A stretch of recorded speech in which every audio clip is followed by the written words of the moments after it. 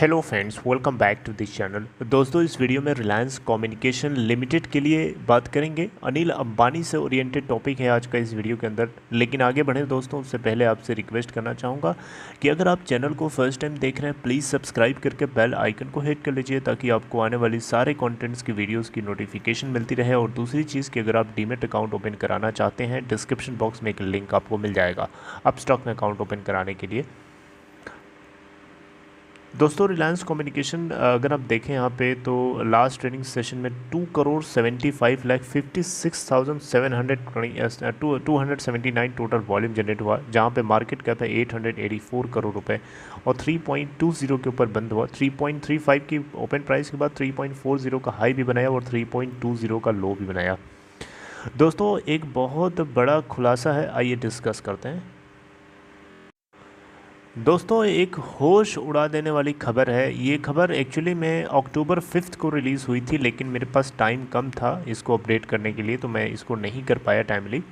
लेकिन आपको बताना चाहूँगा दोस्तों, ये अकेले अनिल अंबानी की सिचुएशन नहीं है। ऐसे बहुत से लोग हैं जो इस पेंडोरा पेपर्स में जिनका नाम सामने निकल के आया है। दोस्तों, यहाँ पे अनिल अंबानी से ओरिएंटेड यहाँ आप देख सकते हैं 1.3 बिलियन डॉलर तक की एसेट्स को इन्होंने ऑफशोर फर्म्स के माध्यम से छुपा रखा है। ऑफशोर फर्म्स का मतलब होता है जो अपने देश से बाहर किसी दूसरे देश में कंपनी खोल दी जाती है। देखिए दोस्तों, ये आपको समझाना चाहूँगा इजी तरीके से कि यहाँ पे जो ये रिच लोग होते हैं, जैसे कि अनिल अंबानी हो गए या जितने लोग हो गए जो बड़े बड़े लोग होते हैं, ये क्या करते हैं कि जो अपने पैसे होते हैं उसको उसमें टैक्स कम से कम देना पड़े। अभी जहाँ पे होते हैं, जैसे इंडिया में है तो इंडिया में कम से कम टैक्स देना पड़े, ये लोग क्या करते हैं किसी दूसरे देश, ऐसे देश जहाँ पे टैक्स नहीं है या टैक्स रूल नहीं है, वहाँ पे किसी दूसरे के नाम से कंपनी खोलते हैं और अपना सारा पैसा उसमें ट्रांसफ़र करते जाते हैं और इनडायरेक्टली उस कंपनी के बेनिफिशियरी यही होते हैं, लेकिन वो कंपनी किसी दूसरे के नाम से होती है, इसलिए इनका नाम हिडन रहता है, छुपा रहता है। तो अनिल अंबानी ने भी कुछ ऐसा ही काम किया। इन्होंने भी दूसरे अलग अलग आप देख सकते हैं इतने तरीके की फर्म्स हैं, आप देख सकते हैं यहाँ पे offshore web linked to Anil Ambani, आप देख सकते हैं इतने तरीके की इन्होंने अलग अलग जगहों पे फर्म्स हैं, कंपनियां खोल रखी हैं जिसमें अलग अलग ट्रांजैक्शनल अमाउंट्स हैं। तो ये एक हिडन तरीके से अपनी कैपिटल को छुपा के रखने का तरीका है। और ये सुपर रिच टाइप के जो लोग होते हैं वही लोग ऐसा काम कर पाते हैं, क्योंकि इस काम को करने के लिए अब देखिए किसी अलग अलग देश का अलग अलग टैक्स सिस्टम होता है और उस पूरे टैक्स सिस्टम को समझना एक आम आदमी के लिए बहुत ही मुश्किल होता है। इसलिए ये लोग क्या करते हैं, किसी भी कंट्री, ऐसे कंट्री के अंदर जहाँ टैक्स रूल टैक्स कम है, टैक्स नहीं है, वहाँ पे वहाँ के जो भी मिनिमम टैक्स है, कहीं ऐसा भी हो सकता है कि टैक्स है लेकिन मिनिमम है, तो वहाँ के एग्जिस्टिंग लॉयर्स या टैक्स एडवाइज़र्स को ये हायर कर लेते हैं और वहाँ जो लूप होल होता है उस लूप होल के माध्यम से ये अपने फ़ंड को वहाँ पे धीरे धीरे ट्रांसफ़र करते रहते हैं। तो ये इसी तरीके से अनिल अंबानी के अलावा सचिन तेंदुलकर और बहुत सारे लोगों का नाम आया है पेंडोरा पेपर्स में। तो यहाँ पे घुमा फिरा के हम अपने टॉपिक की अगर बात करें अनिल अंबानी से जुड़ी हुई, तो अनिल अंबानी 1.3 बिलियन डॉलर का इन्होंने माल जो है टिका रखा है दूसरे देशों के अंदर अलग अलग कंपनीज़ के नाम से।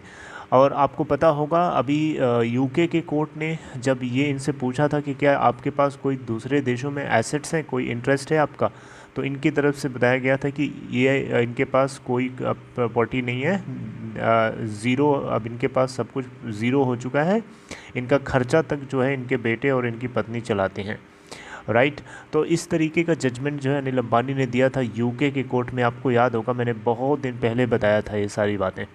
राइट, लेकिन अब देखिए यहाँ पे पेंडोरा पेपर्स में ये जो खुलासा हुआ है ये अपने आप में कहीं न कहीं होश उड़ा देने वाली बातें हैं। और कहीं ना कहीं इन्होंने, देखिए अब अनिल अंबानी की मैं यहाँ पे बुराई नहीं कर रहा हूँ, अनिल अंबानी ने जो किया है ऐसा सचिन तेंदुलकर ने भी किया है, ऐसा और लोगों ने भी किया है। जो लोगों को आप आज हीरो बोलते हैं वो लोगों ने भी ये काम किया है। तो पेंडोरा पेपर्स में जितने नाम रिवील हो रहे हैं, कोई ज़रूरी नहीं है कि सबने क्राइम किया हो।